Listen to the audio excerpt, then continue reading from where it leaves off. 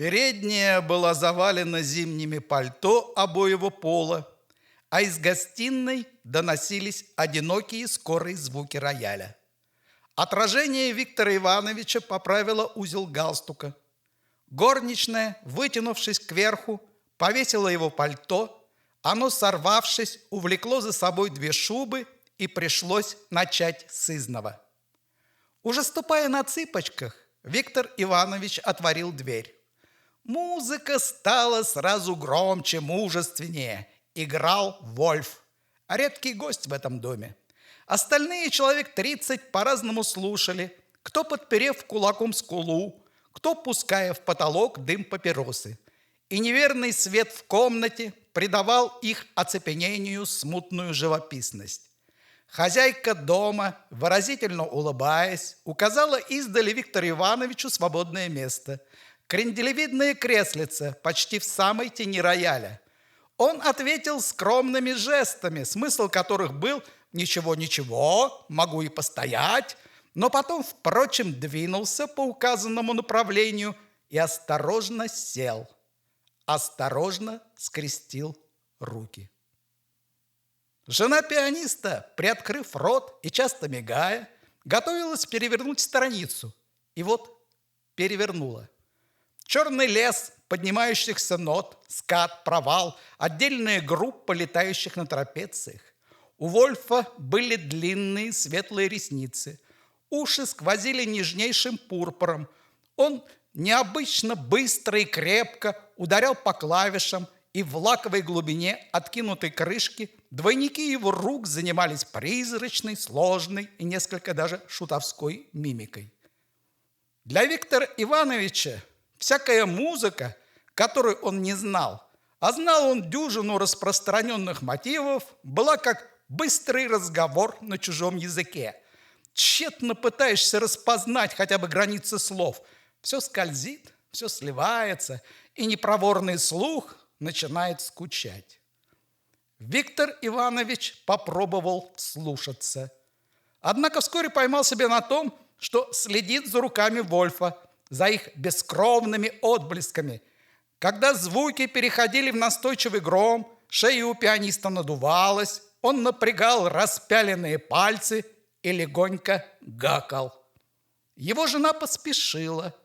Он удержал страницу мгновенным ударом ладони и затем с непостижимой быстротой перемахнул ее сам. И уже опять обе его руки яростно мяли податливую клавиатуру. Виктор Иванович изучил его досконально.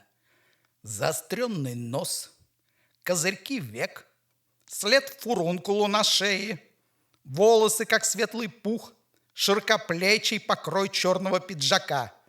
На минуту снова прислушался к музыке, но, едва проникнув в нее, внимание его рассеялось, и он, медленно доставая портсигар, отвернулся и стал разглядывать остальных гостей. Он увидел среди чужих некоторые знакомые лица. Вон Кочаровский, такой милый, круглый. Кивнуть ему. Кивнул, но не попал. Перелет. А в ответ поклонился Шмаков, который, говорят, уезжает за границу. Нужно будет его расспросить. На диване между двух старух полулежала, прикрыв глаза, дебелая рыжая Анна Самойловна. А ее муж, врач по горловым, сидел, облокотившись на ручку кресла, и в пальцах свободной руки вертел что-то блестящее. Пенсне на чеховской тесемке. Дальше, наполовину в тени, прижав к виску вытянутый палец, слушал лакомый до музыки чернобородый горбатый человек, имя отчество которого никак нельзя было запомнить. Борис? Нет, не Борис. Борисович? Тоже нет. Дальше еще и еще лица. Интересно, здесь ли Харузины? Да, вот они, не смотрят. И в следующий миг, тотчас за ними, Виктор Иванович увидел свою бывшую жену. Он сразу опустил глаза, машинально стряхивая с папиросы еще не успевший нарасти пепел. Откуда-то снизу, как кулак, ударило сердце, втянулось и ударило опять, и затем пошло стучать быстро и беспорядочно, переча музыке и заглушая ее. Не зная, куда смотреть, он покосился на пианиста, но звуков не было.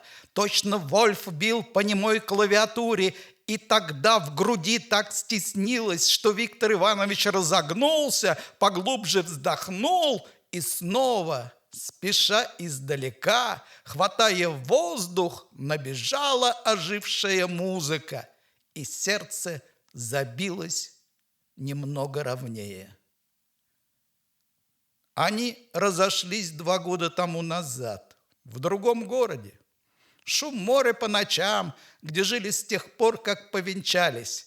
Все еще не поднимая глаз, он от наплыва и шума прошлого защищался вздорными мыслями о том, например, как давеча шел на цыпочках, большими беззвучными шагами, ныряя корпусом через всю комнату к этому креслу.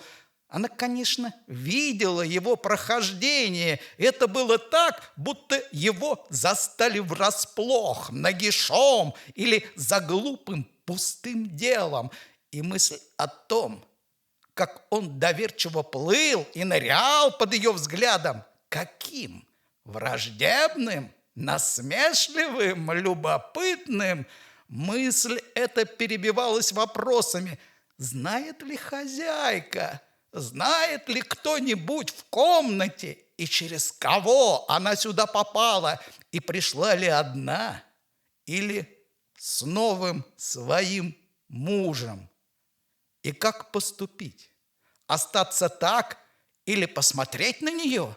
Все равно, посмотреть он сейчас не мог.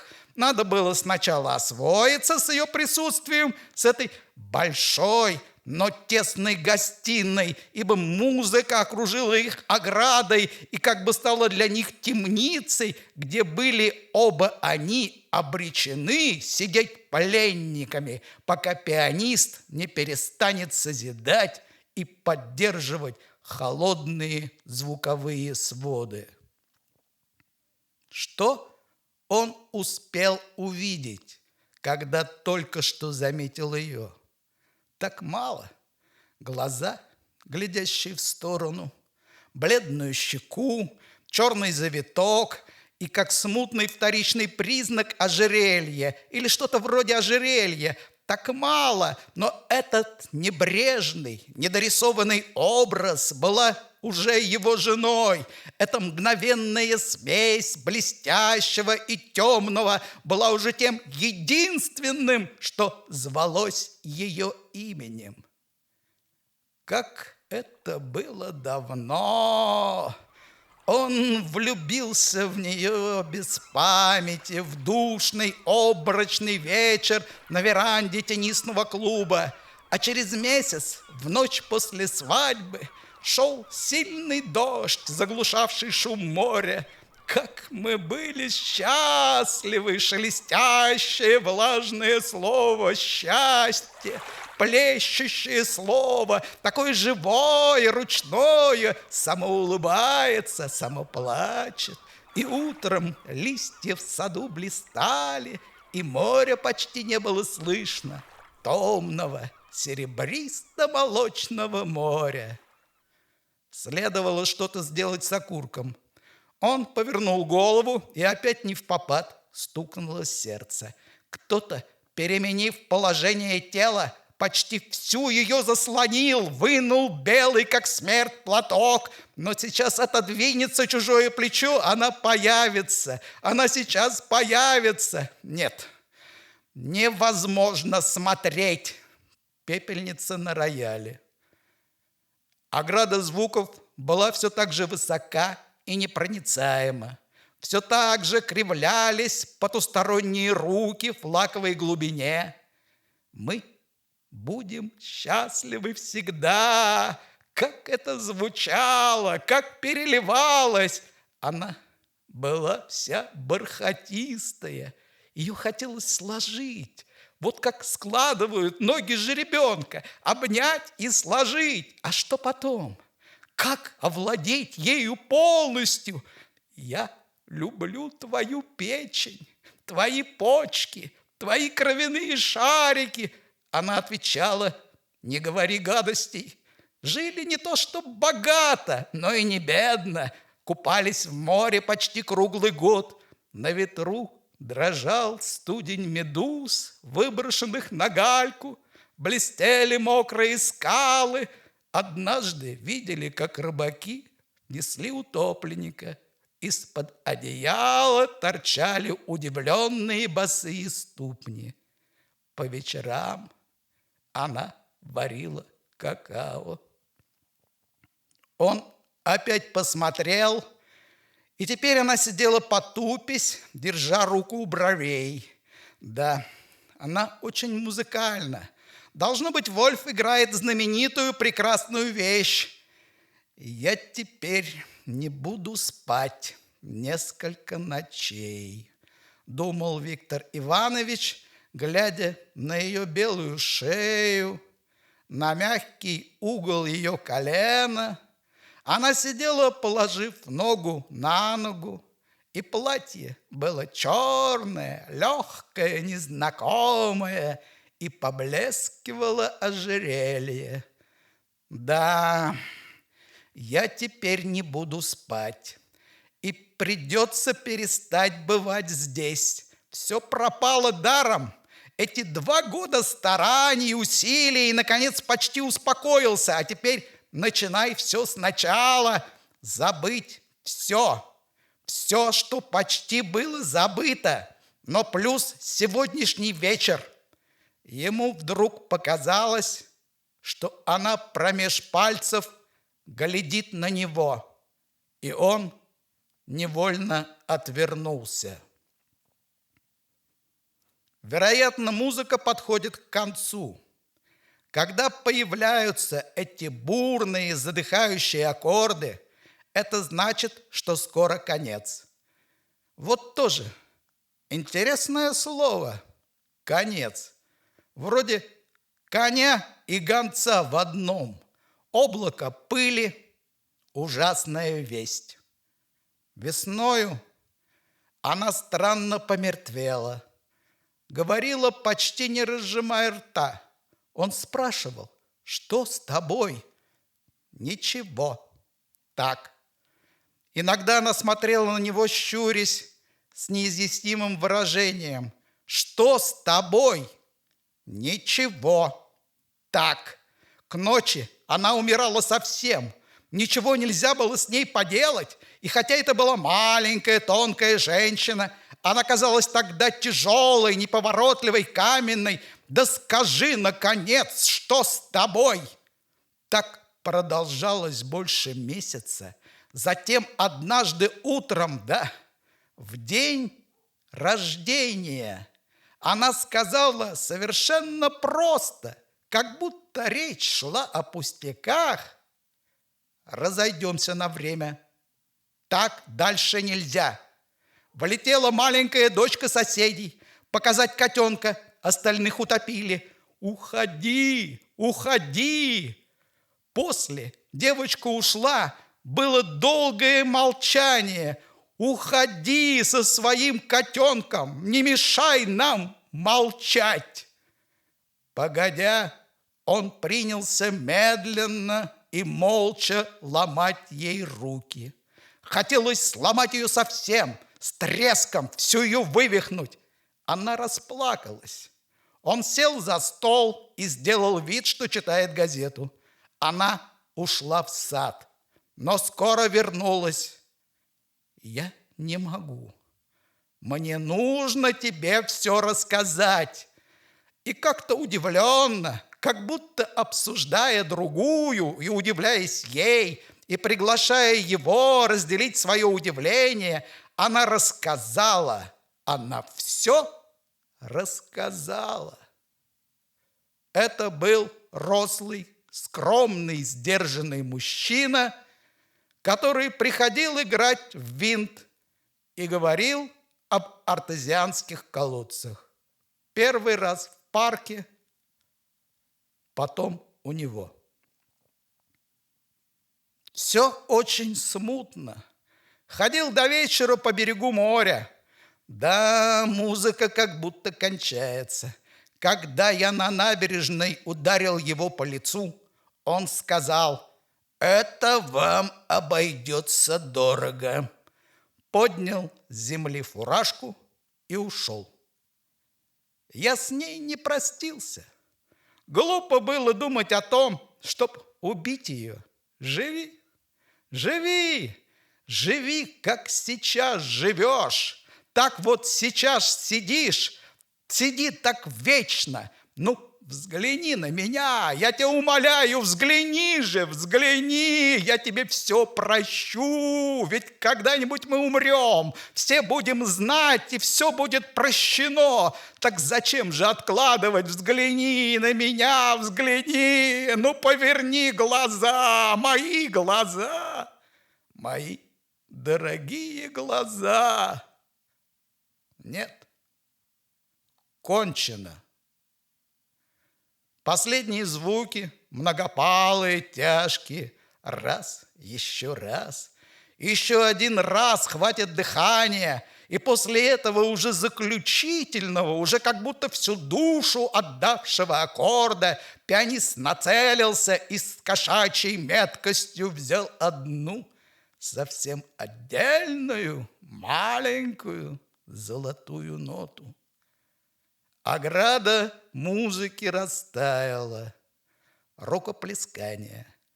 Вольф сказал: «Я эту вещь не играл очень давно». Жена Вольфа сказала: «Мой муж, знаете, эту вещь давно не играл». Доктор по горловым обратился к Вольфу, наступая, тесня его, толкая животом. «Изумительно! Я всегда говорю, что это лучшее из всего, что он написал. Вы, по-моему, в конце капельку модернизируете звук. Я не знаю, понятно ли выражаясь, но видите ли...» Виктор Иванович смотрел по направлению двери. Там маленькая черноволосая женщина, растерянно улыбаясь, прощалась с хозяйкой дома, которая удивленно вскрикивала: «Да что вы! Сейчас будем все чай пить, а потом еще пение!» Но гостья растерянно улыбалась и двигалась к двери. И Виктор Иванович понял, что музыка, вначале казавшаяся тесной тюрьмой, в которой они оба, связанные звуками, должны были сидеть друг против друга на расстоянии 3-4 саженей, была в действительности невероятным счастьем, волшебной стеклянной выпуклостью, обогнувшей и заключившей его, ее, давшей ему возможность дышать с ней одним воздухом. А теперь все разбилось, рассыпалось. Она уже исчезает за дверью. Вольф уже закрыл рояль, и невозможно восстановить прекрасный плен. Она ушла. Кажется, никто ничего не заметил. С ним поздоровался некто Бог, заговорил мягким голосом: «Я все время следил за вами. Как вы переживаете музыку? Знаете, у вас был такой скучающий вид, что мне было вас жалко. Неужели вы до такой степени к музыке равнодушны?» «Нет, почему же? Я не скучал», – неловко ответил Виктор Иванович. «У меня просто слуха нет. Плохо разбираюсь. Кстати, что это было?» «Все, что угодно», – произнес Бог пугливым шепотом профана. «Молитва Девы или Крейцерова соната. Все, что угодно».